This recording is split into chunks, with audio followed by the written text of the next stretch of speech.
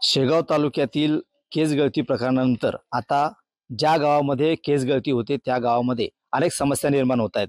जसं की अनेक मुलांची या ठिकाणी लग्न होत नाहीये। सलूनमध्ये सुद्धा या ठिकाणी नागरिकांना जाता येत नाही। त्याचं कारण असं आहे की सलूनवाला हा त्या ठिकाणी त्यांचे दाढी कटिंग करून देत नाही, दूध मिळत नाही। अशा अनेक प्रकारच्या समस्या येथल्या या केस गळती होत असलेल्या गावामध्ये निर्माण झाल्यात। काही ग्रामस्थ आहेत आपल्यासोबत, काय नेमक्या अडचणी येतात विचारूया। काका, काय नेमक्या अडचणी येतात की आता 20 दिवसापासून या ठिकाणी केस गळती होते, काय अडचणी येतात तुम्हाला? अडचणी अशा येऊन राहिल्या म्हणजे आम्ही जर वालावर पाणी भरायला गेलो तर पाणी भरू देत नाहीत।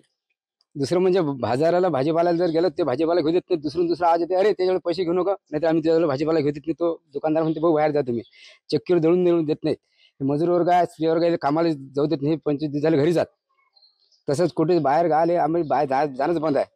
असे काही कारण येऊन राहिले अडचणी। ते सोयरे संबंधी हुकून राहिले आमच्या गावातले।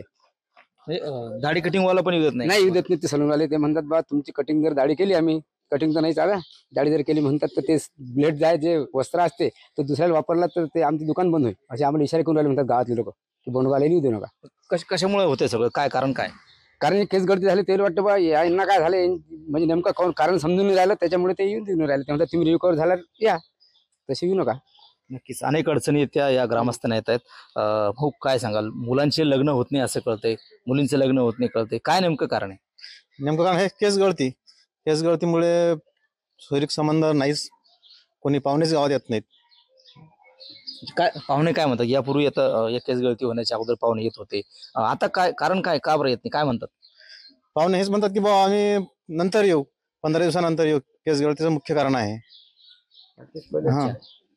पुढे दिवस म्हणजे हे गोष्ट जी हे मुलांच्या बाबतीत होते का मुलींच्या बाबतीत होते? दोघांच्या बाबतीत होते, मुलांच्या बाबतीत होते, मुलींच्या बाबतीत होते। आज रोजी आमच्या गावात एकही लग्न जुडलेलं नाही। आम्हाला कुठल्या गावाचा नेम येत नाही की बाबा तुम्ही या पाहुणे पाहिले आमच्या गावामध्ये, कुणीच बोलावत नाही। सर्व आमच्या गावात संपर्क तुटलेला आहे।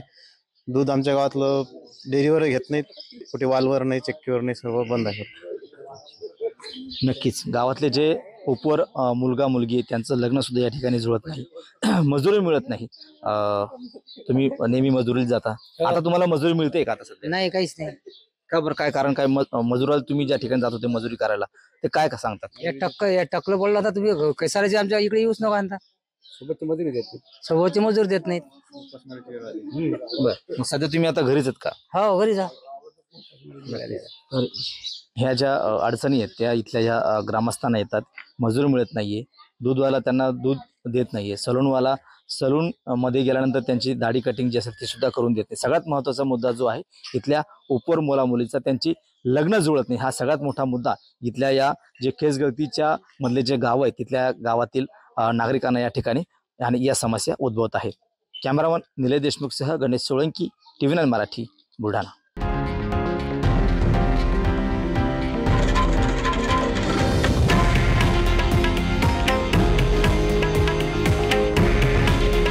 हे आहे देशातील नंबर 1 न्यूज नेटवर्क आणि आपण पाहत आहात TV9 मराठी। काळजी तुमची, हित महाराष्ट्राचं।